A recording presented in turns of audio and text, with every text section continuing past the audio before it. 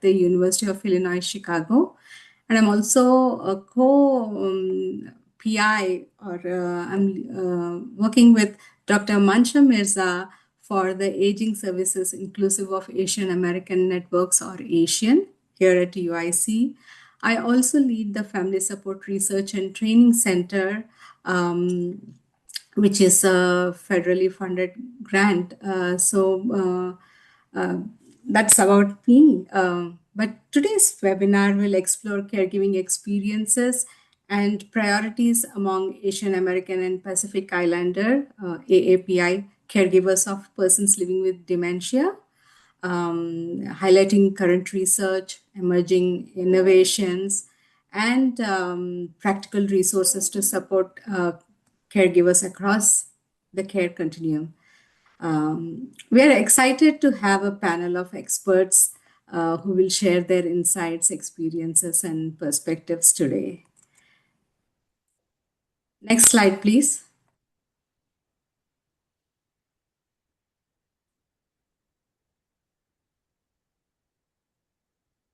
Okay, so our panelists include Dr. Chincheng Lee of Rush University, Selena Shah of Desi Daughters, and caregiver advocate Mary First.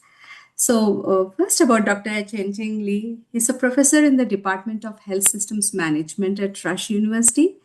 And Dr. Lee's work leverages culturally tailored digital health interventions to improve health literacy, facilitate shared decision making, and enhance patient provider communication.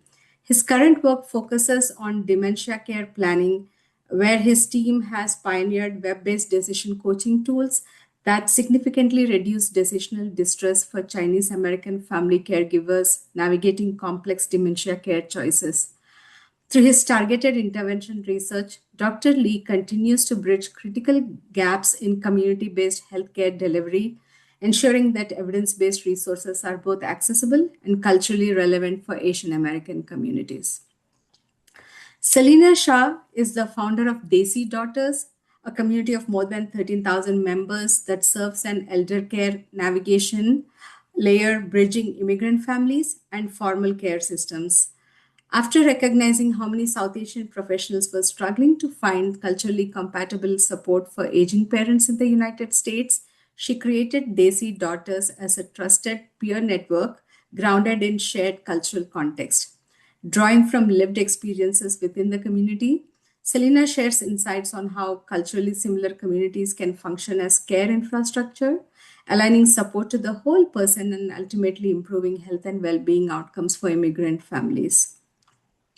Mary First is a caregiver for her mother who was diagnosed with Alzheimer's disease in 2009. She has been a dedicated volunteer with the Alzheimer's Association for the past 14 years and currently serves as committee chair and mission chair for the Walk to End Alzheimer's Chicago. Through her personal caregiving journey and advocacy work, Mary brings a valuable lived experience and insight into the challenges and rewards of supporting a loved one living with dementia. So these are our panelists. Now, before we move on to the presentations, just some housekeeping notes before we start. Please keep your microphone muted throughout the presentation. If a question is relevant to the current discussion, please feel free to submit it to the chat at any time during the webinar. But if you want to ask questions aloud, please use raise your hand at the end during the question and answer session. And we will address as many questions as possible during the dedicated question and answer session at the end. As you know, this session is being recorded. The recording and any related materials will be shared after the event. Okay, next slide, please.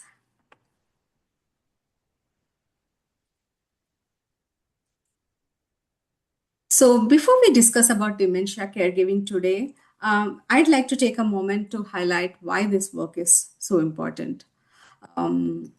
As we all might know, Alzheimer's disease and related dementias, or ADRD, are an increasingly important public health issue for Asian American and Pacific Islander communities. If you look at these slides, there are some statistics. So at 8.5%, prevalence of ADRD is lowest among Asian American older adults of all racial ethnic groups. Now, although the reported prevalence is lower than in other racial and ethnic groups, research does suggest that Asian Americans are more likely to experience delayed diagnosis, underdetection of cognitive impairment, and barriers to receiving appropriate dementia care. At the same time, Asian Americans are about twice as likely as the general population to take on caregiving responsibilities for an older adult family member. Now, while caregiving is often viewed as an important cultural and family responsibility, caregivers frequently face additional challenges navigating the healthcare system. Now, the national data show that many Asian American caregivers encounter language barriers, concerns about discrimination, difficulty feeling heard by healthcare providers. These challenges highlight the importance of ensuring that dementia education and support services are culturally and linguistically responsive to the needs of the communities they are intended to serve. Next slide, please.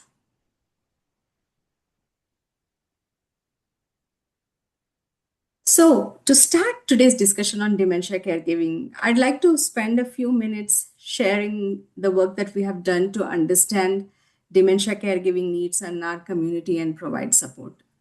To better understand the experiences of caregivers of older adults with ADHD, we actually conducted focus groups in 2024.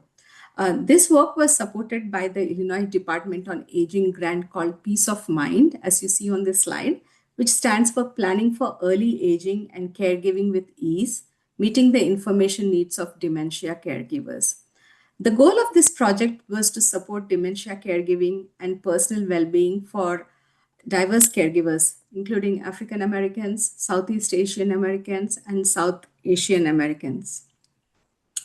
Rather than adapting existing dementia education based on assumptions, our team wanted to first hear directly from Asian American family caregivers about their experiences, the challenges they face, the kinds of support they need, and what culturally relevant dementia education should include. So today I'll briefly walk through that process and show how what caregivers shared directly shaped the workshops we later developed and delivered. Next slide, please.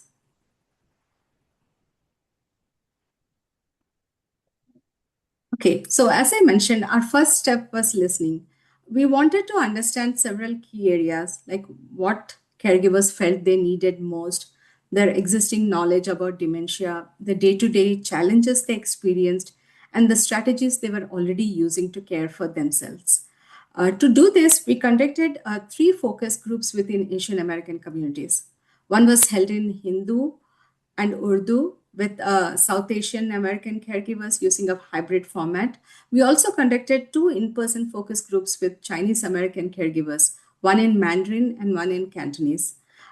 Conducting the discussions in the participants' preferred languages helped create a more comfortable environment where caregivers could openly discuss experiences that were often deeply personal and emotionally challenging. Next slide, please. This slide shows the characteristics of the 27 caregivers that we spoke with. Participants represented a range of caregiving relationships, including paid caregivers, spouses, adult children, siblings, children in law, and other family members. The average age was approximately 68 years old, and most participants were married. Now, although this was a very small qualitative study, the participants did bring a wide variety of caregiving experiences, allowing us to identify themes that kind of consistently emerged across different cultural and linguistic groups. Next slide, please. So, across all the three language groups, we kind of found remarkable consistency in caregivers' experience. Although each participant had a unique story, there were five major themes that emerged. that reflected both the practical and emotional realities of dementia caregiving. So, the five themes here are caregiving responsibilities and safety management, dealing with cognitive and behavioral changes, emotional and psychological strain, impacts on daily life, and support needs and coping. Um, Next slide. We'll go over the themes very briefly.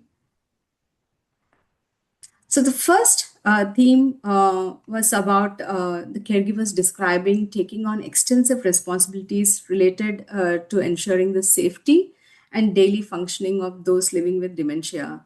So the participants frequently they discuss the need for constant monitoring of household activities to prevent safety hazards such as unlocked doors or unattended appliances.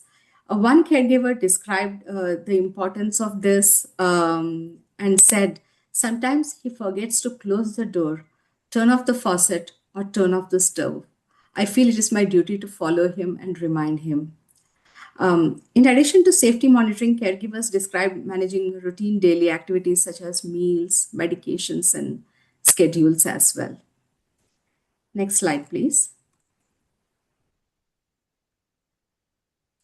The second theme was dealing with cognitive and behavioral challenges. Caregivers described a range of cognitive and behavioral challenges associated with dementia, particularly memory loss, repetition, and also disorientations.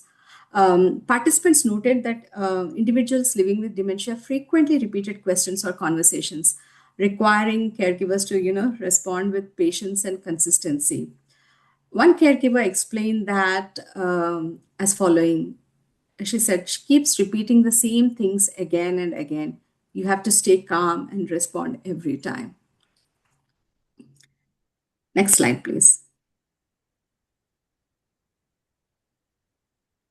So, caregivers frequently discuss the emotional and psychological demands associated with providing care for those individuals living with dementia. Participants described experiencing frustration, emotional exhaustion, and stress while managing repetitive behaviors and cognitive changes. One caregiver described feeling emotionally overwhelmed at times and said, every now and then I feel very angry and upset. My mood is not good. um, Despite these challenges, participants emphasize the importance of maintaining patience and compassion when interacting with individuals living with dementia. Next slide, please. Yeah, patients participants described caregiving as having substantial impacts on their daily routines, personal time, and family life. Many caregivers explained that the need for continuous supervision really limited their ability to travel, participate in social activities, or leave the individual with dementia unattended. One caregiver explained how caregiving responsibilities disrupted their family routines. They said, "Our family life becomes disturbed because we cannot leave our parents alone." And finally, the last theme. Next slide, please. Yeah, caregivers described relying primarily on family members and personal coping strategies to manage the demands of caregiving. Many participants emphasized that caregiving was viewed as a family responsibility, even when formal services or financial support were limited. At the same time, caregivers expressed a desire for additional formal supports, particularly respite services and caregiver training. One participant explained that practical assistance could significantly reduce caregiving burden. The family caregiver said, if the government could provide domestic helpers or more service hours, it would make things easier.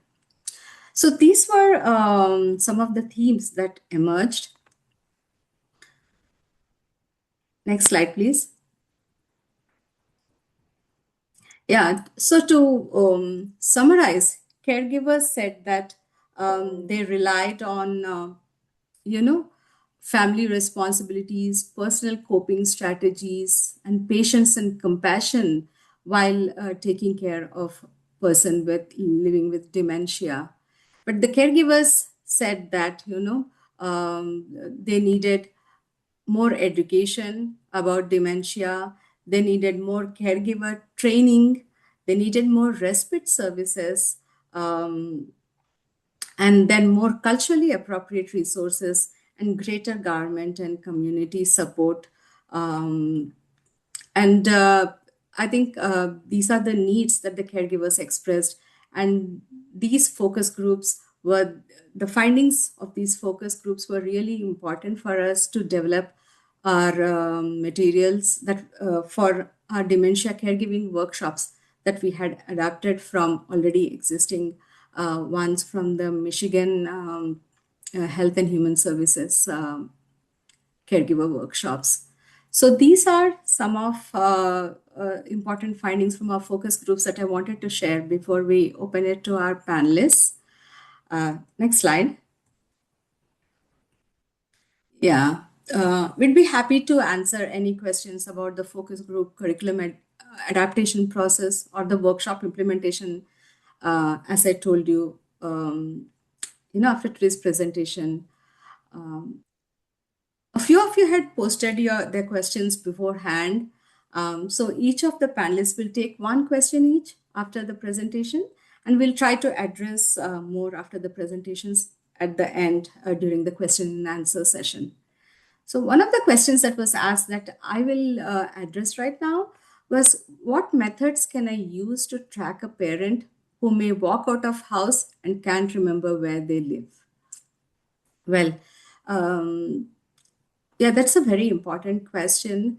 And many people, even during our workshops, had asked this, and we did kind of mention about it in our workshop. So many people with dementia might have this tendency to wander off, right?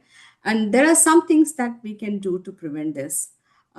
One, we should always make sure that the exit doors and windows are locked. Um, you should always know where this person is, provide supervision, and maybe use a room monitor when needed, something similar to the ones that we use when we have the baby monitors, right? Something similar to that. Now, another thing is that noise and clutter can be distressing, and sometimes they just want to maybe run away because of overstimulation. So we have to make sure that we offer them a quieter room, keep the home conducive for them. They could also have tab alarms at home that could alert if someone is trying to exit. I don't know if you all might know, but a tab alarm is a safety device that alerts caregivers when the person is moving away from a specific area. Sometimes a stop sign on the door could also be pretty effective. Make sure that the keys are inaccessible. Sometimes it really helps when you move outdoor coats and shoes to a closet, so it doesn't give a cue for them to leave. Um, and then we should always have a plan in case the person wanders. We should always keep a current picture. It might be very helpful if you can register your loved one with the Alzheimer's Association Safe Return Program. Um, and I can post the number here in chat, and that's the number that you could kind of use to register.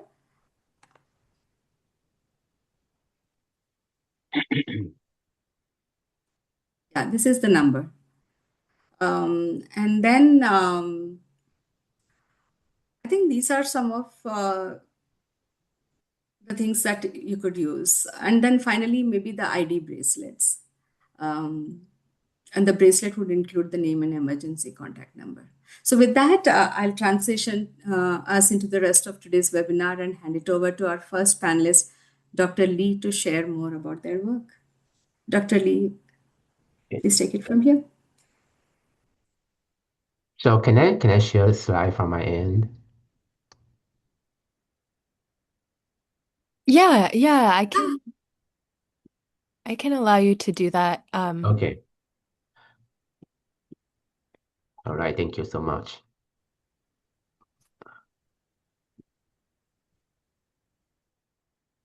All right, can you see my screen right now? Yes. All right. All right, thank you so much. Good morning and good afternoon. It's my pleasure today to share my current work, especially focus on dementia care decision making among Trans-American caregivers.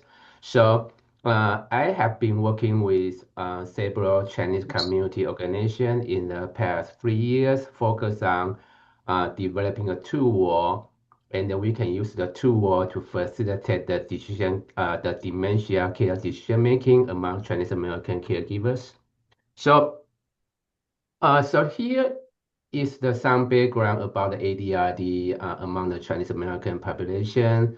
As you may know, the Chinese American population is the largest Asian groups right now among the Asian population. As you can see, in Chicago, there's about like 50% of the Chinese American. They are older than 65 years old, and we anticipate there might be increasing need of ADRD care decision making among these populations. In earlier, there are several existing tools has been developed to help the patient, to help the caregivers,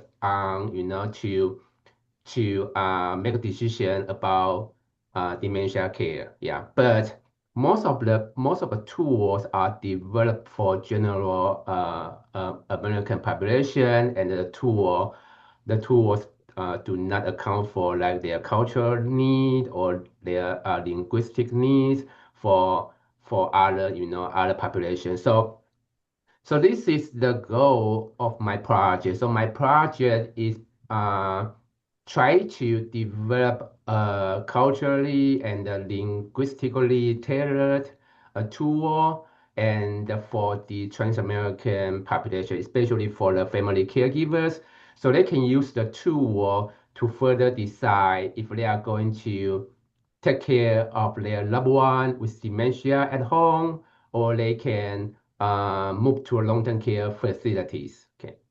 So I'm quickly show you the step we use in our project. So as you can see, the step one, the same, we conducted several focus groups for us to better understand what is their current knowledge about dementia, and what is their attitude and belief about dementia cares, and any difficulty they experience. Yeah. So step one, we collected the information from the focus group for us to understand their situation, their current knowledge, and for us to identify maybe the biggest challenges they experience among the caregivers. And in step two, we further adapted a tool has been developed. Like I mentioned, there are several tools been developed for general Americans. So we use this particular tool. As you can see on the right-hand side is the decision aid. We call the "Should I move my relative into long-term care?" So we adapted the tool, and then we incorporate the finding we collected from focus group, and to further customize the tool to meet the needs of the Trans-American caregivers. Then we develop our own tool. Then step three, we give the tool to the Chinese American caregivers for them to use it, and for us to understand what is the usability and what is the acceptability of the tool. So this is the general approach we use. So these are the key findings we identified from the focus group. As you can see, basically the majority of the Chinese caregivers, they are reluctant to move their loved one with dementia into a long-term care facility because of some reason. The biggest reason is about the cost. They are afraid of their family is not able to afford high cost, especially for nursing homes. Yeah, so this is the biggest concern, cost. They also have a few other concerns about the quality, because they heard about some backstory, in a long-term care facility, especially in terms of quality, in terms of abuse. So these are some major reasons, they are not really want to place their patient in the long-term care facility. Yeah. And the other reason is especially about the language, and they are worried about their loved ones are not able to communicate with the staff in the nursing home, especially most of people, they don't speak English. Yeah. And they are worried about they don't have any meal, especially Chinese style meals can be provided to the patient. Yeah, right. So these are the major reason we identify from the focus group, and we take into account and further develop the content in the tool. Okay. So this is the tool we developed. As you can see, it's an online tool. Okay. So the tool, we do have several sessions. The first session is to understand dementia, because based on our focus groups, not many caregivers, they really know what are the symptoms across different stages of dementia. Okay. And they don't know how to provide the most appropriate care to their patient in different stages. So in the session of understanding dementia, we provide that symptoms across different stages, and also we provide the most appropriate care tips for them to use, okay, across the different stages of dementia. Okay. And then we further provide them the care options, especially what are the benefits and what are the harms associated with using home care services versus using the long-term care services. So they know the knowledge and they can further decide maybe what kind of services might be more appropriate to their patient or to their home. Okay. Yeah. So these are the dementia stages, symptoms we provided to the caregivers in the tool. Okay. Then in the tool, we have a self-assessment session for the caregiver to really, based on their family situation, based on their feeling, based on the patient's health care, and then they fill out the self-assessment. Okay.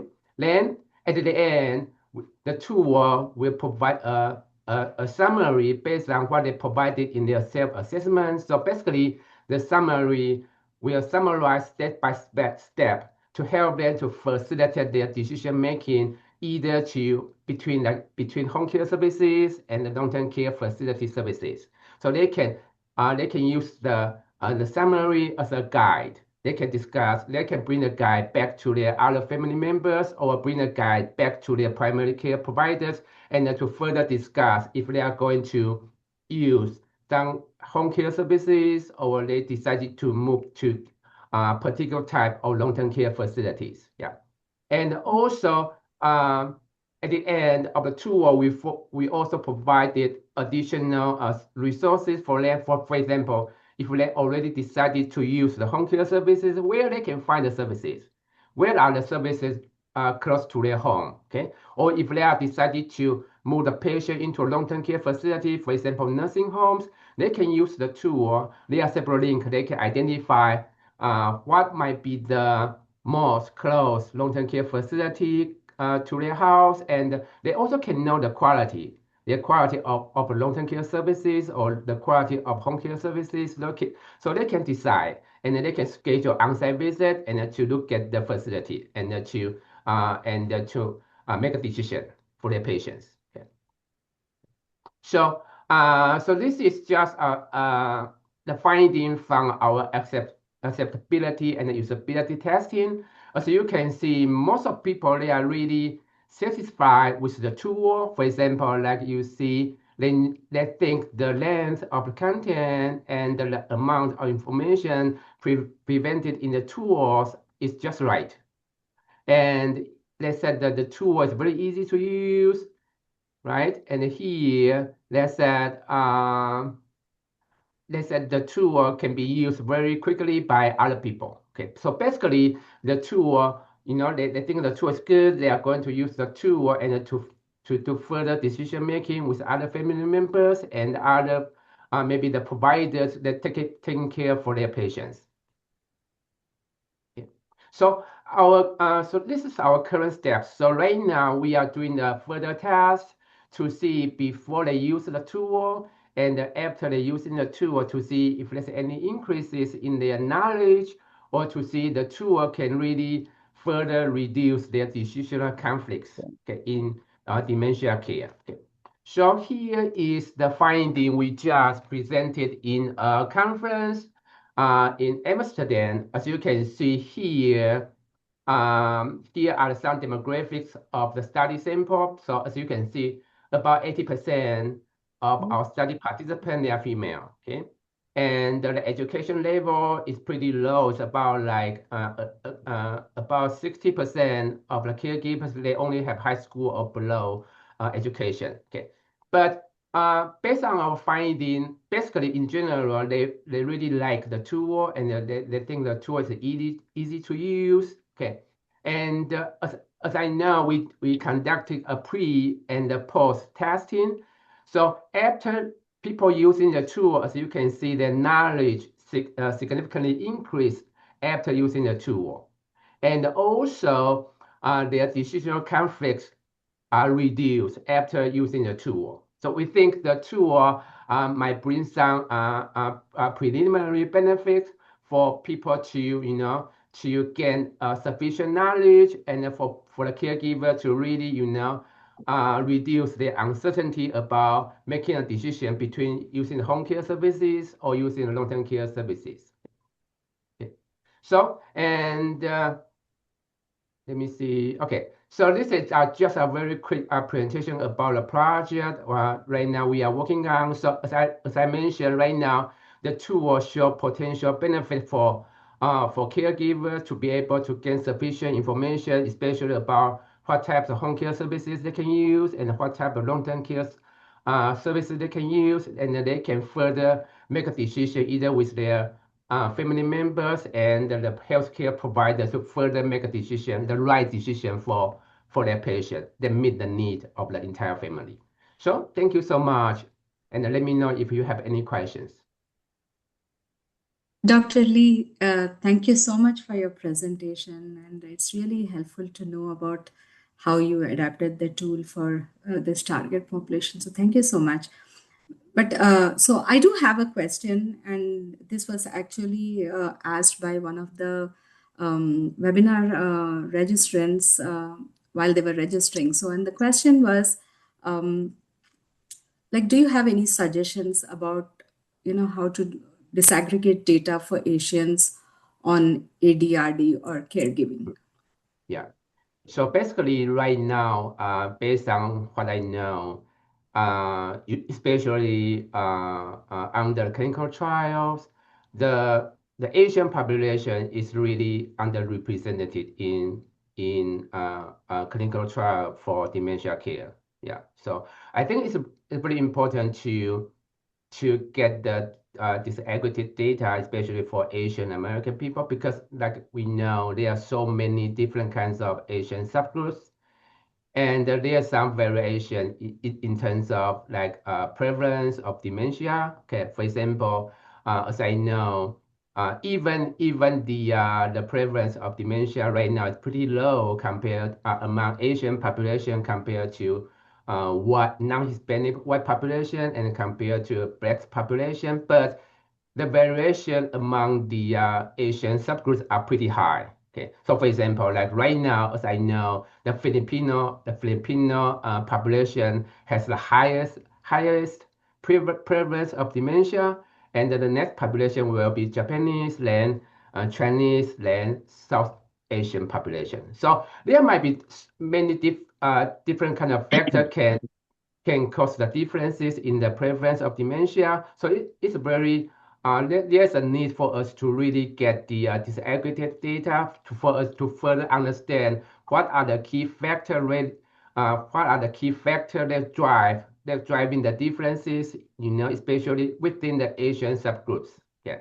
So I think it's very important for us to really advocate to have more Asian American people or Asian population to participate in clinical trials. Yeah. So as I know right now, I heard before there is a study. It's an NIH funding study, and let me see what's the name. The name is the collaborative approach for Asian American, Native Hawaiians, and the Pacific Islanders. It's a network or registry. So they are trying to help the Asian population to get involved in different kind of clinical trial for dementia research to really increase the representation of the entire Asian population and to get more meaningful findings, particularly for Asian population. So we can target the factor we identify, especially associate what factor can be associated with the dementia,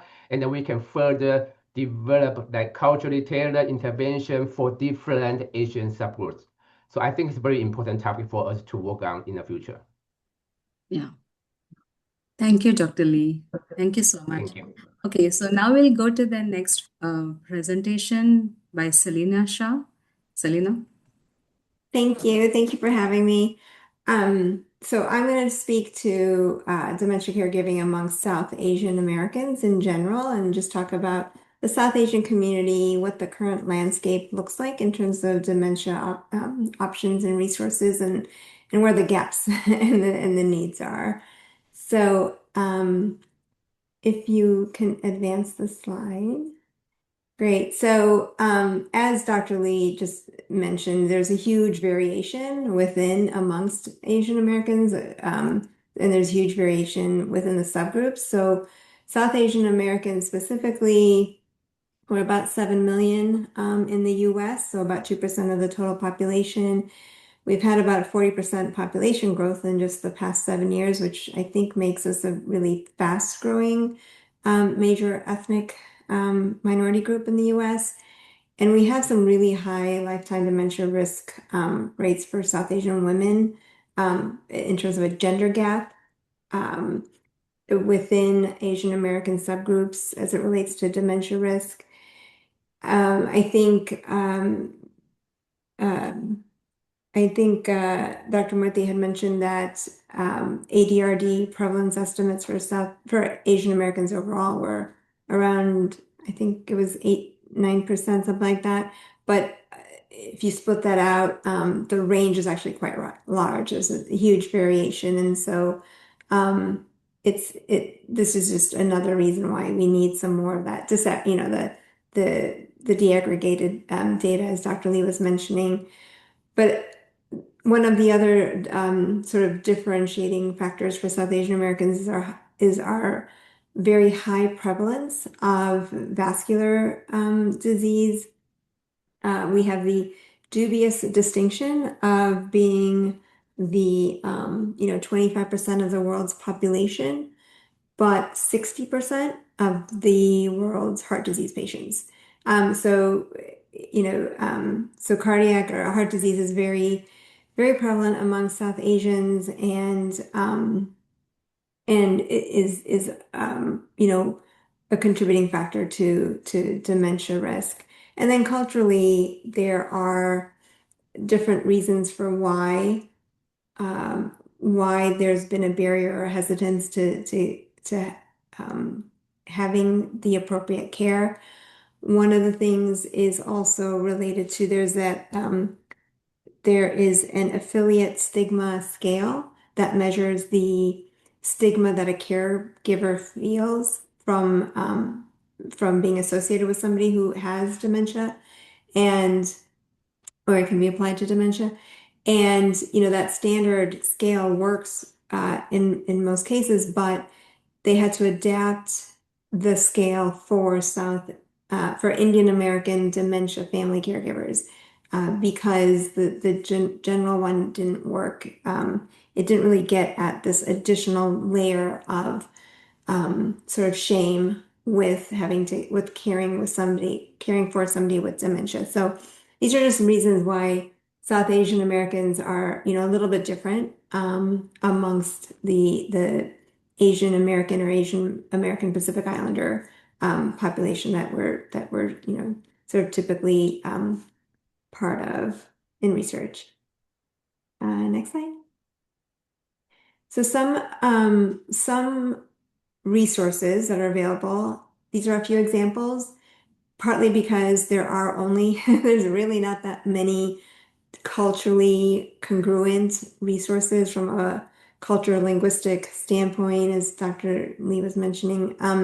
There's there is a so some but the ones that work. So India Home has a program. It's called 3D Care. It stands for Desi Dementia Day Care Center program, and it's basically a day program for seniors, Indian seniors with dementia, and it has cultural programming and language. This is just in New York. It's in Queens. There's also, when it comes to memory care facilities, the first one in the US that's tailored for the Indian population is Prema Senior Living it's in Atlanta. And it has, from a linguistic standpoint, it has, Indian speaking staff, um, Indian meals, and cultural programming. There's also in Minnesota, near Minneapolis, there is Seva, which offers community services, again, tailored from a linguistic standpoint for dementia education and memory screenings. What all three of these have in common is that they are hyperlocal solutions. Um, and they're a bit fragmented in terms of how do you find out about them. And so the last one on the slide is Desi Daughters, which I have to talk about a little bit.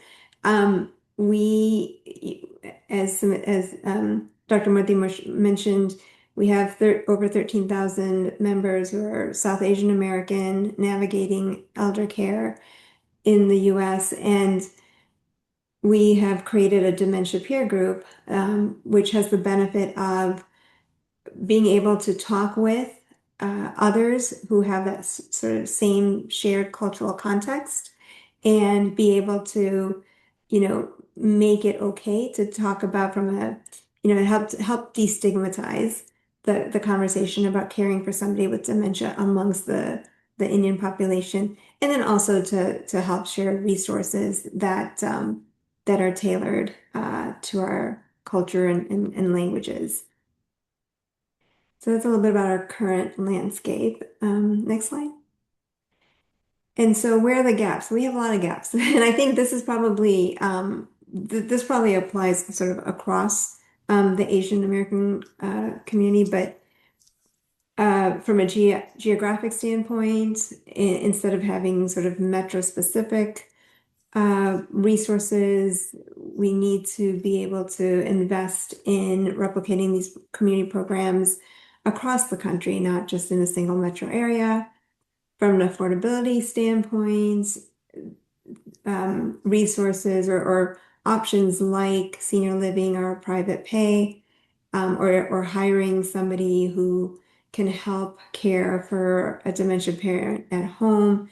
Again, usually private pay. So we need alternatives that are lower cost, but still culturally specific to our community. From a research standpoint, Asian American research is great. I think if we can disaggregate it as further into the subgroups, that it'll just help with more targeted and tailored resources. So basically having dementia research and clinical trials specific to South Asian Americans would be helpful from that standpoint. Screening and diagnosis, Dr. Lee's tool is pretty cool. And I know that's designed for Chinese Americans. There isn't anything like that in the US for Indian Americans, but there is in the UK. There's a program called iSupport, which has adapted a WHO program into different Indian languages. And so something like that tailored, again, adapted for the US, would be, another gap to address. And then referrals. So right now, a lot of families just find out about resources through word of mouth. But ideally, there would be formal pipelines in place that connect aging and health systems to community organizations that are doing this work, that have programs like India Home or Desi Daughters, where we can sort of help disseminate and get the word out about different options that might be available. And yeah, I think that's a sort of an overview of where I think the current gaps are, but how we can, the opportunities that we have to invest and do research and connect people to the right resources down the road.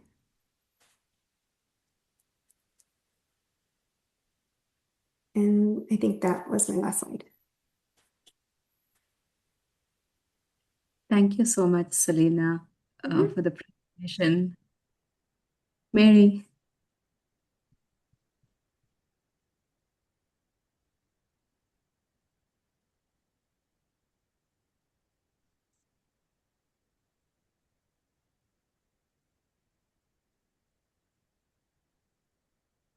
Mary, you can go ahead. Oh, okay. Sorry about that. I thought we were doing a question there.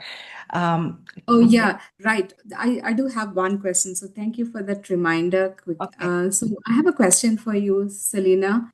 Um, how do you approach a caregiver that will not allow for outside care or the client going to a facility? I think, this is probably a common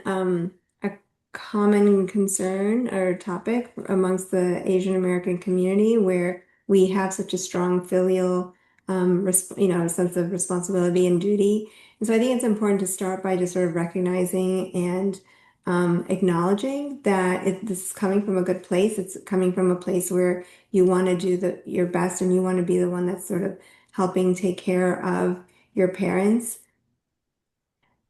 So I think it starts with first acknowledging that intention, but then, maybe reframing it a bit. So because these resources, whether it's respite or a dementia day program, they're all ways of extending care, and not replacing care. So I think reframing it as these are options that will help you continue doing the care, providing the care that you are for an extended, sustained period. And so it's sort of that, putting your oxygen mask on first philosophy, where these programs are a way of putting on your oxygen mask to allow you and enable you to be able to take care of your parent in the way that you would like, and sort of honor that responsibility. Thank you, Selena. Mhm. Thank you very much. Mary, yes, you can go ahead and yeah, talk about your experiences. Okay, thank you. My name is Mary Fuss, and I've been a caregiver for my mom for the past 17 years. And for the past 14 years, I've been a volunteer for the Alzheimer's Association. I'm currently the event and new mission chair for the Walk to End Alzheimer's Chicago. My mom was diagnosed with Alzheimer's in late 2008, and in 2009, I took over all her healthcare needs. But I'm fortunate that I'm not alone in taking care of my mom, as I have four siblings that help out as well. 17 years is a long time, but caregiving really is an act of love. And I've realized that our loved ones aren't going to be here with us forever. And so I continue to just kind of have a mindset to cherish the time that I've been blessed with to be able to spend with my mom. Sadly, she stopped recognizing most of her family, started with her grandchildren that she helped to raise. And then years later, it was us or her children. Um, but fortunately, we've been able to care for her in her own home. But as the disease progresses, it does get more challenging. In the beginning, we observed that she would forget things and repeat herself. And then she started to withdraw. We noticed she would say things as we drove in the car with her that she didn't recognize the neighborhood that she lived in for over 20 years. And that if we were to just let her out on the street right there, she wouldn't know how to get back home. Reading was something that she did daily, and one day she just stopped. She owned several restaurants and cooked all the time for her family, friends, and large church events. But again, that just stopped. She didn't follow recipes. She cooked by taste and intuitively knew what was needed. So maybe when she realized she couldn't remember what to add or she's already added an ingredient, that made her feel that she was maybe incapable any longer. And then when her norm became where she would sit in a dark room, sitting at the window, looking out, it became apparent to us that finding a place for her to socialize would have to be a priority. And when you think about 17 years ago, this disease was not really talked about often. And you pretty much had to do your own research, not only to educate yourself, but to also to find community resources. And so that's how I learned about the Alzheimer's Association. And then when I found out how grim the outlook at the time was, no cure, no way to slow its progression or to prevent the disease, that's when I knew I wanted to do something to help in some way. And so I started to volunteer. And also during my search online, I came across the Chinese American Service League, referred to as CAStle for short. It really was a godsend for our family. It was in Chinatown, which was very close to my mom's home in Bridgeport. It provided adult daycare services. She was able to communicate in her native language. They served ethnic foods that she was familiar with. She was able to interface and participate in culturally appropriate activities. The only concern I had at the time was that they didn't have an official program for those with Alzheimer's disease. But I was fortunate that the manager at the Adult Day Services was very receptive to forming a partnership with the Alzheimer's Association. So having a connection with both organizations, I was able to be instrumental in bringing the two CEOs of the organizations together to start a partnership. And so they started to get training materials translated, educating the staff, and now they are a great resource within the community for those impacted by Alzheimer's and all forms of dementia. As the disease progressed, our family was met with more challenges. Although she was able to benefit for many years at the adult day services, it started to get a little bit harder for her to do things like get on and off the bus, for instance. She started to sleep more and was not engaging as much in the activities at the center. And then on top of that, she lost her dentures.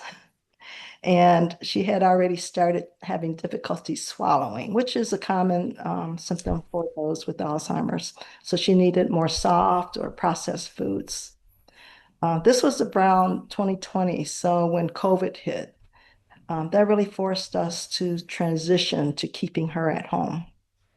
And at the time, she was still walking well on her own. She was feeding herself. She was able to let us know when she had to go to the bathroom. So still some limited independence. But a few years later, she had a fall and she broke her hip.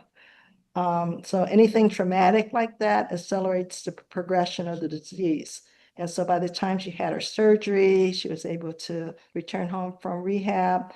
She no longer was able to communicate her needs, and she couldn't find the words to complete her thoughts. And her bathroom routine was completely disrupted after not being able to be on her feet during her initial hospital stay. So we also had to start feeding her to get her to eat and drink. So we knew we were going to need additional help when we returned home. And we were fortunate enough to get her into the Homemaker Services program, also at Castle. I know this sounds like a lot already, but as you can see, need changes as the disease progresses and circumstances change. I won't go into more details about the progression of the disease, but I did want to end with some of the challenges that caregivers at later stages of the disease face. Things like having to go in person to a doctor's office or getting to a lab for blood work. So being able to find healthcare providers that come to the house, whether for doctor's visits, for blood draws and labs, for wound care, for podiatrist visits, OT and PT, they're all very important. Things like finding wheelchair transportation that is dependable, that aren't late or cancels on you right before the pickup time. Even finding lift assistance if stairs are involved, since walking and going up and down stairs is really unpredictable. And even non-emergency planned hospital missions can be challenging. When the mission process is not flexible enough to take into account what patients' needs are, it can be a logistical nightmare. So awareness is important, whether it's awareness in the community, within community organizations, or even within the hospital healthcare system itself. Being informed and educated when interfacing or even creating processes goes a long way for those that are impacted by the disease.